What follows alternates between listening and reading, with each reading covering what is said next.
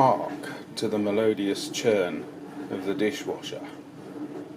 Yes, we're in the kitchen again, chaps. That's because the living room is just absolutely full of stuff. The living room's full of stuff. The kind of worky room thing to my left is absolutely packed with boxes out of the workshop, which is our other matter, which is, well, we're clearing space for the cat to do her job versus the rodents at the moment.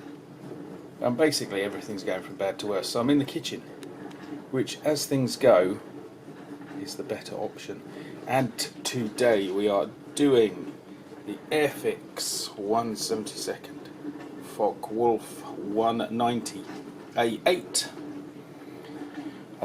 which is another one of those absolutely brilliant aircraft, and quite a dramatic looking little fighter.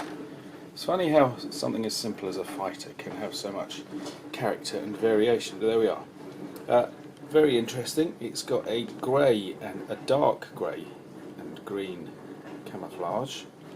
Usually the Germans go for 2 shades of green.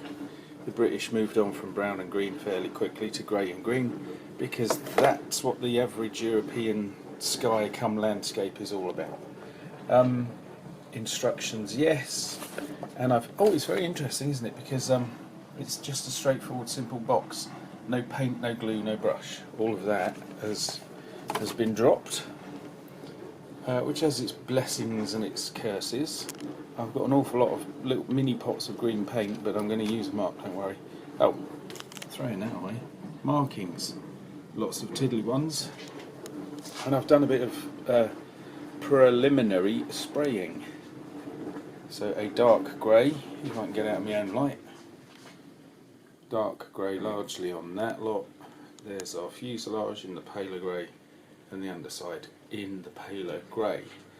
Let's build.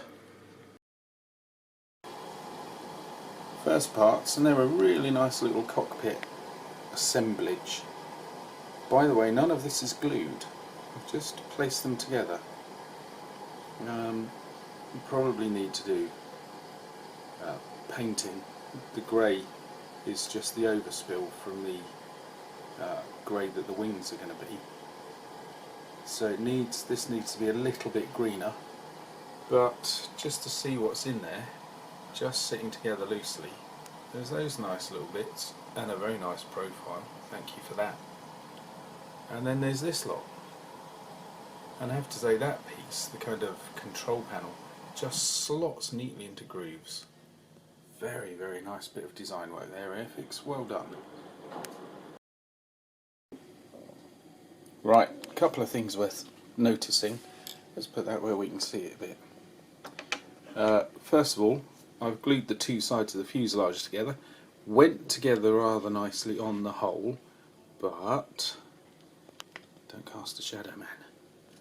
That bit there, across this, didn't really want to go. And the top and bottom of this, the beginning of the kind of engine cowling, they were a bit difficult too, so they took a little bit of holding. Given how well everything else has gone together, that stands out. Given how bad some models can be, and how, hit and miss early models used to be, this is still a masterpiece. The other interesting thing is I was putting the tail plane on, and that isn't glued.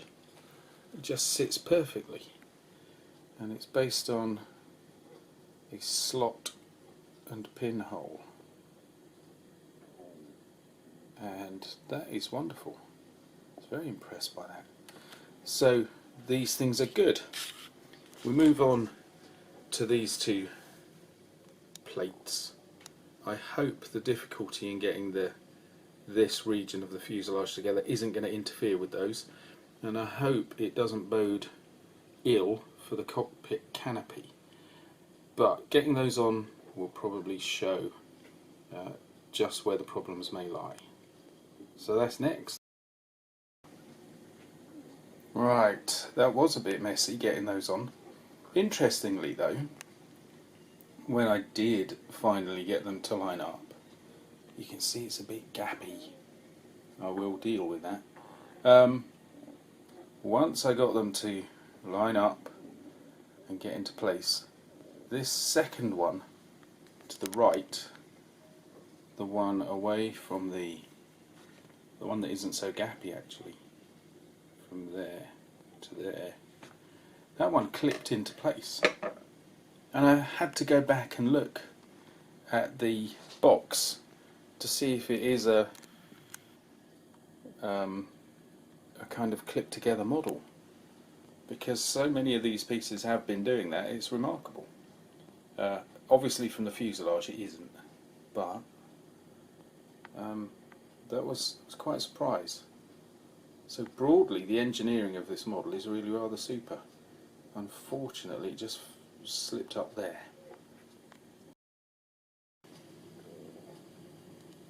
Just worth mentioning regarding the instructions, here's a blank page.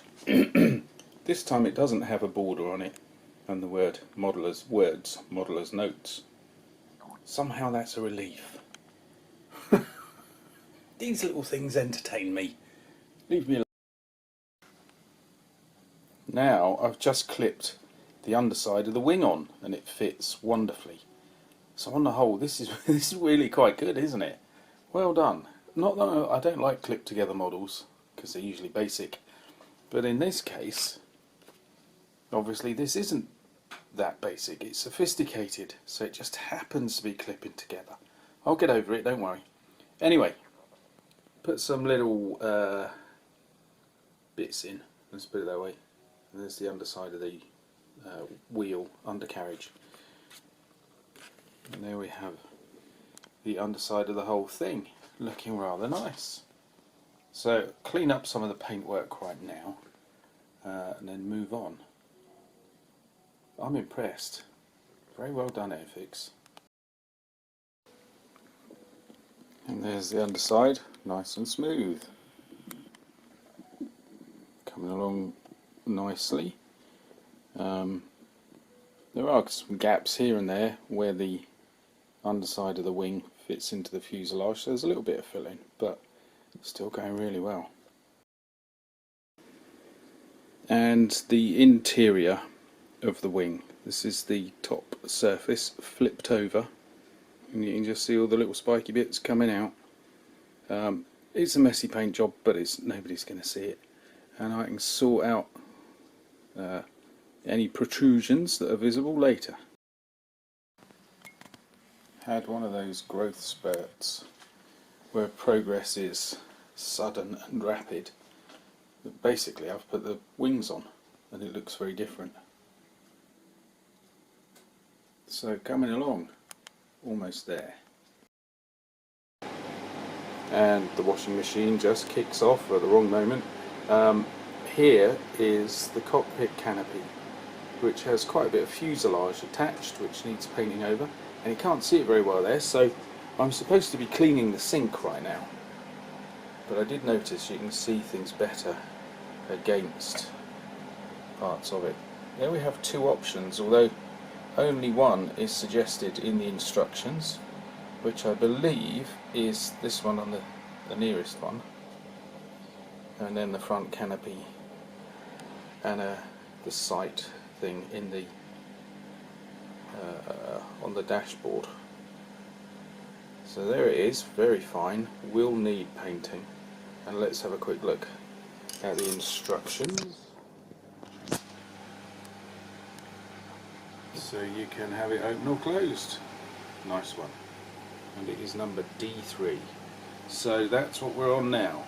I will put the man in, attach it and blend the paintwork in. Now an interesting thing has come up. I'm just doing some, oh there goes the dishwasher.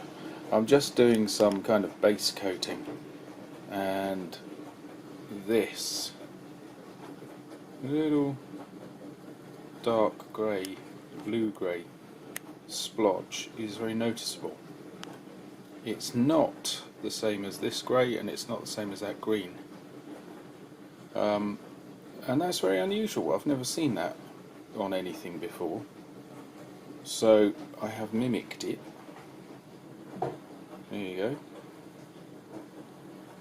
But I'm not 100% sure that he's right, so I might have to look on the magic world of the internet to see quite what's going on there. So that's gonna cause me to pause for a moment. Anyway, let's go. Dishwasher now. Anyway, here's an interesting little thing. We're moving along slowly.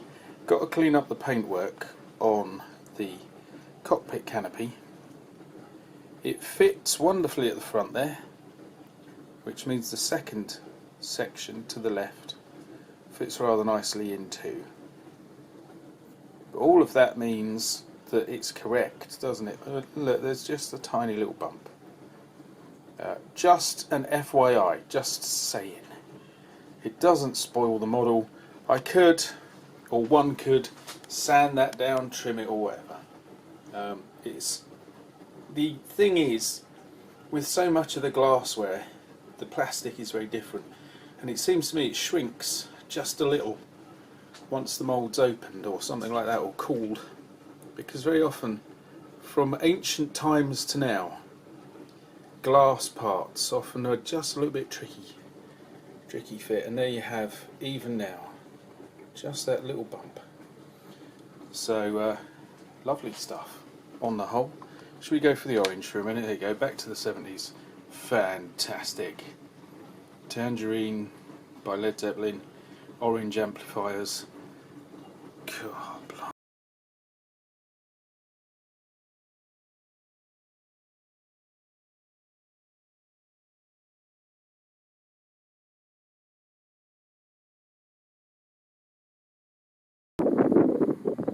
Just brought it outside because it's so sunny to do a kind of check on all the colours, and yeah, it looks alright. The big thing is my hand. It's just such a neat and tidy little fighter. There's no way I can keep my hand out of the way without losing half the aircraft. But anyway, there's the majority of it on display. Well, that's sort of how I intended it. I say sort of how I intended it because the nose cone does just look a little bit like crumbly cheese. That's disappointing. Might need to get some gloss white out and smooth things down a little. That's my main problem. I mean, I've got a bit of weathering on and around it, which I am glad I did. That's working for me. But apart from that, yeah, a wee bit of a crumbly quality. And the sheep seem to agree. Anyway, let's go and do the final bits and pieces, and it'll be done. It's done. Conceptually, the nose ended up as a problem for me because I didn't want there's a spiral transfer that goes on it, and that would be alright if it was parked up, but flying it would just be something of a blur. So what I've done is painted it grey, but it looks bright white. I've also got a Humbrol bright white, which when you paint it, it looks grey, but that's another story. And also I've been thinking it's alright doing all this weathering, the nose must get weathered too, mustn't it? So I started weathering that, and that's part of the chalky problem that I've had, I think. So I've ended up putting 2 coats of gloss white on and then trying to tone them down, but I think I could go on forever doing that, which is a shame. Anyway, brilliant model, really went together nicely, a brilliant aircraft. It's another Kurt tank classic, and apparently these things were operational from around about 1941 in France. I always thought they were rather latecomers, but this model, the A8, is from about 1944, and some of these could get up to about, or some folks push them to about 650 odd miles an hour, which isn't bad, and a real a real class act in the sky by the look of things. So there we are, well done Airfix, nice one. Well done Kurt Tank, great design. So we'll have more shortly, and some walks as well. So I hope you enjoyed that one. See you all soon.